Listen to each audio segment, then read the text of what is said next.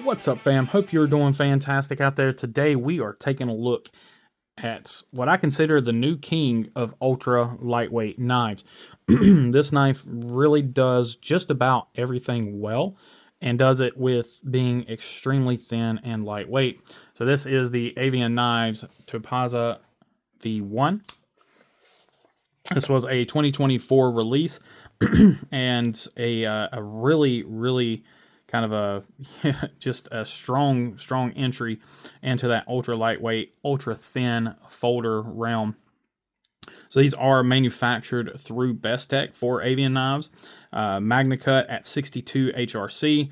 You're looking at over a 3-inch blade, so you're 3.23 inches on your blade length, 7.72 overall, 1.6 ounces. So barely over 1.5 ounces for a almost 3.25 inch blade. And it is really thin, really slicey, and really well done, which, yeah, I mean, it's BE.EDC.NC OEM, so, or OEM through BE.EDC.NC, so we know it's going to be really well done. It is just quite the impressive feat here. Tons of milling. We'll go in and see that up close here in just a moment. A nice, unique pivot there. Just really good design overall. Let's go ahead and jump into the close-ups of this thing, and then we will talk more about it. So again, there you can see that kind of that pill-shaped pivot entry there. The captive side there anyway, and then this beautiful step milling on this knife. Tons of milling and weight relief in here. I think it would be very cool, and I know it might add some weight, but I think it would be so cool if they could figure out a way of doing some sort of carbon insert in these windows. That would be just so cool. T8 hardware, open pillar construction with one standoff. Nice milled pocket clip, very nice stylized pocket clip. It does work very well. Depending on the type of material, you can get some snagging just because the knife is so thin and there's so many things that are kind of, you know, so many edges, but it's nothing is sharp. It might snag just slightly. Standard cutouts here on the lock bar. They are chamfered pretty well, so again, not much of a risk of snagging there. And looks like I think we got it. So we do have a T6 screw there. These are all T8s, but we do have a T6 screw on the lock bar insert. It is completely centered. Let's go ahead and look at the jimping here on the flipper too. So flipper is done very well, very minimum flipper, very high flipper, so way above your pivot there. It just works really well. I have noticed it is a frame lock, so it is slightly lock bar sensitive. So just be aware of that. It reverse flicks very well though. We have kind of a sandblasted Magna cut blade here, nice clip point. Blade window, which I'm sure has a dual purpose of giving you the ability to reverse flick as well as reducing weight. Plunge grind, let's take a look at that real quick. Plunge grind's done actually really well, so it ends fairly quickly, fairly promptly, and it does, you know, give you some room for sharpening before you'll get that smile. Kind of a little bit of a finger twirl there. You do have to be careful not to get up on that edge, but personally I would just come right here and not have to really worry about it. So almost kind of like a trigger pull grip there, right above or right below that finger choil, which gives you a really nice grip. Fairly comfortable as well. Sharpening looks to be good, which again, it is BE.EDC.NC, so don't really expect anything less. Tip is probably going to be a little bit off, but it's going to be hard to tell because it is a very thin tip. Yeah, it's kind of hard to tell, but it is a pretty good sharpening job there.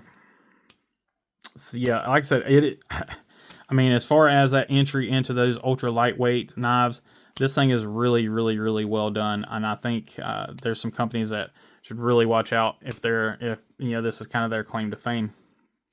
Let me go ahead and grab my calipers, and we'll go ahead and check the thinness of it. All right. So our blade stock. Let's see if I can get a spot here. So we are at 2.18 on our blade stock. Go ahead and close the blade here just so I don't have any risk of accidentally cutting myself. Looks like the thickest point other than the pocket clip is going to be right here on the pivot. Here at the pivot is 9 millimeters, 9.09 millimeters, 9.1 millimeters. And then thickest spot here at the pocket clip. At the pocket clip, we were right at 12 millimeters, 11.9293. Let me go ahead and go back and check this one just one more time. Make sure I was perfectly flush. Yeah, so 9.06 millimeters there. So super, super, super thin. And the thinnest spot here on the knife without the pivot and without anything there is 7.7 millimeters. So again, super, super thin and just very, very lightweight. Again, at 1.6 ounces. Really incredible job. And the fact that the action is really still this good, and the fact that it actually will drop down and you don't have any problem, and then you can sling it home and get it with just a kind of a single shake shut there.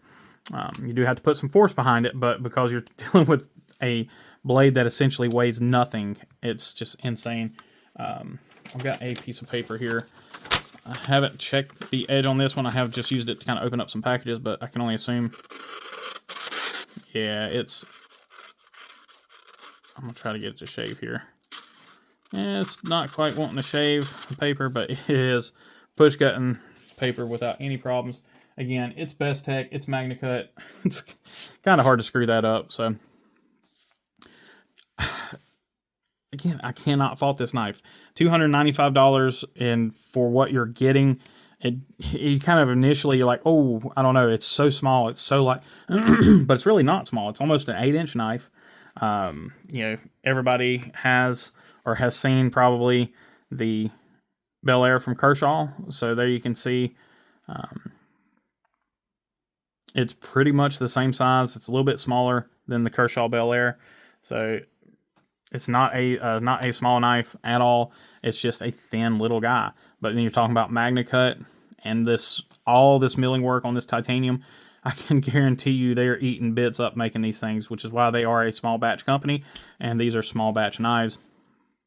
Yeah, really great. I mean, in the hand, there's not you don't really feel it, honestly. It's so small.